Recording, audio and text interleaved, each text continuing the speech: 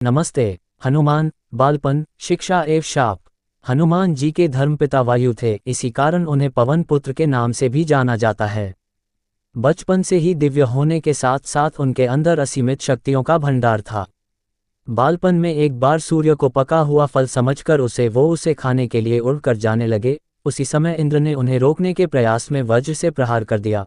वज्र के प्रहार के कारण बालक हनुमान की ठुड्डी टूट गई और वे मूर्छित होकर धरती पर गिर गए।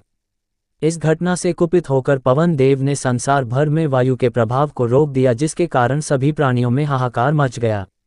वायु देव को शांत करने के लिए अंततः इंद्र ने अपने द्वारा किए गए वज्र के प्रभाव को वापस ले लिया। साथ ही साथ अन्य देवताओं ने बालक हनुमान को कई वरदान भी दिए। यद्यपि वज्र के प्रभाव ने हनुमान की ठुड्डी पे कभी ना मिटने वाला चिन्ह छोड़ दिया।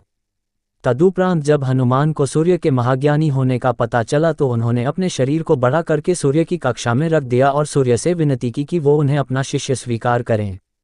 मगर सूर्य ने उनका अनुरोध ये कहकर अस्वीकार कर दिया कि चूंकि वो अपने कर्म स्वरूप सदैव अपने रथ पे भ्रमण करते रहते हैं, अतः हनुमान प्रभावपूर्ण तरीके से शिक्षा ग्रहण नहीं कर पाएंगे।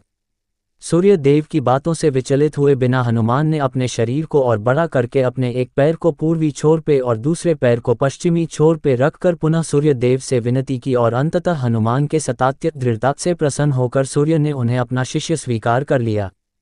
तदोपरांत हनुमान ने सूर्य देव के साथ निरंतर भ्रमण करके अपनी शिक्षा ग्रहण की। शिक्षा पूर्ण होने के उपरांत हनुमान ने सूर्य देव से गुरु दक्षिणा लेने के लिए आग्रह किया, परंतु सूर्य देव ने ये कहकर मना कर दिया कि तुम जैसे समर्पित शिष्य को शिक्षा प्रदान करने में मैंने जिस आनंद की अनुभूति की है वो किसी गुरु दक्षिणा से कम नहीं है। परंतु हनुमान के पुनः आग्रह करने पर सूर्य देव ने गुरु दक्षिणा स्वरूप हनुमान को सुग्रीव धर्मपुत्र सूर्य की सहायता करने की आज्ञा दे दी। हनुमान के इच्छानुसार सूर्य देव का हनुमान को शिक्षा देना सूर्य देव के अनंत, अनादि, नित्य, अविनाशी और कर्मसाक्षी होने का वर्णन करता है। हनुमान जी बालपन में बहुत नटखट थे। वो अपने इस स्वभाव से साधु संतों को सता देते थे। बहुधा वो उनकी पूजा सामग्री और आदि कई वस्तुओं को छीन झपट लेते थे। उनके इस नटखट स्वभाव से रुष्ट होकर साधुओं ने उन्हें अपनी शक्तियों को भूल जाने का एक लघु शाप दे दिया। इस शाप के प्रभाव से हनुमान अपनी सब शक्तियों को अस्थायी रूप से भूल जाते थे और पुनः किसी अन्य के स्मरण कराने पर ही उन्हें अपनी असीमित शक्तियों का स्मरण होता था। ऐसा माना जाता है कि अगर हनुमान शाप रहित होते तो रामायण में राम रावण युद्ध का स्वरूप पृथक, भिन्न, न्यारा ही होता। कदाचित वो स्वयं ही रावण सहित संपूर्ण लंका को समाप्त कर देते।